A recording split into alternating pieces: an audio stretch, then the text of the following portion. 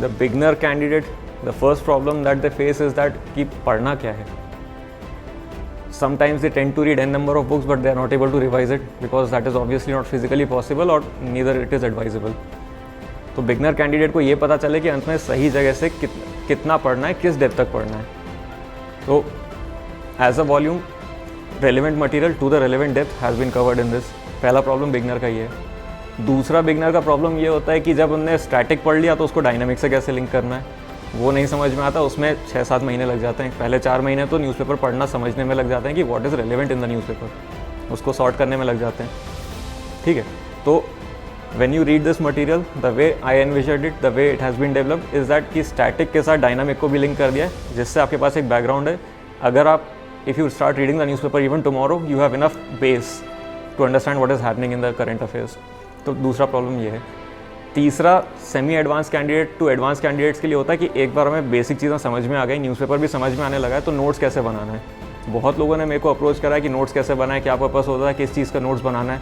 यहाँ पे we give a volume of notes to you जिससे आपको थोड़ा आइडिया भी लगेगा कि नोट्स कैसे बना सकते हैं.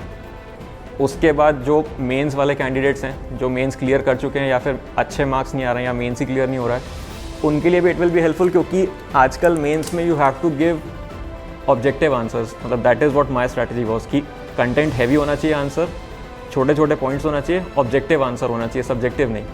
तो कंटेंट हैवी कैसे करेंगे, आपको उसके लिए अच्छा खासा नॉलेज होना चाहिए जो आपके फिंगर टिप्स पे होना चाहिए. For that you have to study the content in a manner that will easily be presentable in the exam. ऐसा नहीं कि आपने कुछ पढ़ लिया बुक उसके बाद आप पूरा कंटेंट अपने दिमाग में सॉर्ट करने की कोशिश कर रहे हैं when you are writing the answer. ऐसा नहीं है. फिंगर टिप पे आपको रेलेवेंट कंटेंट रखना पड़ता है. तो the way this notes have been made is कि आपको अलग से रेलेवेंट कंटेंट फिंगर टिप्स में मिल रहा है. तो बिगनर की कुछ प्रॉब्लम्स हो गई, कंटेंट समझना, कंटेंट को लिंक करना. एडवांस कैंडिडेट्स की प्रॉब्लम हो गई कि कंटेंट को कैसे आप रिप्रोड्यूस करोगे.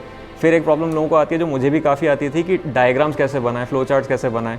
पॉइंट्स तो लिखने भी लगे बट डायग्राम फैशन कर पाना एग्जाम में काफ़ी मुश्किल होता है until and unless you already have some hang of it. या तो आपके पास कुछ डायग्राम्स पहले से दिमाग में हो, नहीं तो आपके पास कंटेंट इतना फ्लुएंटली इतना ईजिली आपके फिंगर टिप्स पे कि आप उसका तभी के तभी डायग्राम डिज़ाइन कर दे रहे हैं. तो इस नोट से दोनों ये प्रॉब्लम सॉल्व हो रही हैं. पहले you get a bunch of diagrams over here जिससे आप डायरेक्टली डायग्राम्स उसको यूज़ कर सकते हैं आंसर में. नहीं तो इतना कंटेंट आपके पास फिंगर टिप्स पे आ जाएगा कि आप उसके डायग्राम्स एग्जाम में फैशन कर सकते हैं. That is what my strategy was and that is what I struggled through 3 mains that I cleared.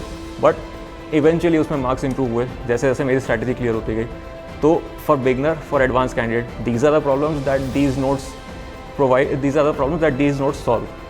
फिर एक चीज़ होती है कि रिवीजन कैसे करना है एफिशिएंटली, या फिर डेली जो करंट अफेयर्स पढ़ रहे हैं या फिर जो नॉलेज इकट्ठा कर लिया उसको रिवाइज कैसे करते हैं. अदरवाइज़ वो रिवाइज नहीं होता तो भूल जाते हैं, तो वो जो टाइम पहले भी स्पेंड किया था वो वेस्ट हो जाता है. तो उसमें ऐप्स यूज़ कर सकते हैं जैसे करंट अफेयर्स की ऐप है, नहीं तो प्रैक्टिस ऐप है. तो उसमें not only one can use the app and understand कि क्या ट्रेंडिंग है, कैसे क्वेश्चंस फ्रेम हो रहे हैं, बट अपना खुद का एनालिसिस भी कर सकते हैं और नैरो डाउन कर सकते हैं कि हमारे वीक एरियाज़ क्या हैं और उस पर प्रैक्टिस कर सकते हैं, उस पर एफर्ट डाल सकते हैं. तो basically evidence based strategy and data based strategy जो है वो भी बना सकते हैं. And this helps both the beginners as well as the advance candidates.